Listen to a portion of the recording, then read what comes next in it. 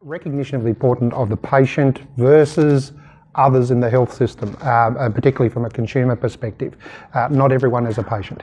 And until the language changes to move from being patient-centric, moving it into the wellness space is going to be quite problematic for the system as a whole. So I think there's a new language set that actually has to be created to give that recognition.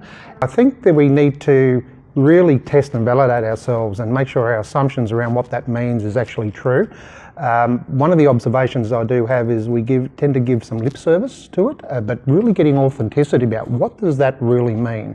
And are we actually taking that on board in the redesign concept of what a service could actually look like for the future. So I think that testing and really testing our own assumptions in that is very, very important moving forward.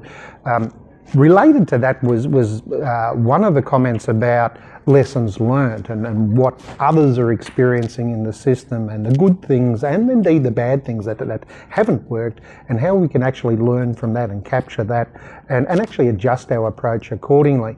But while I think it's important to learn across the system, outside of our own organisations, it's equally important to learn from what's happening in other industries.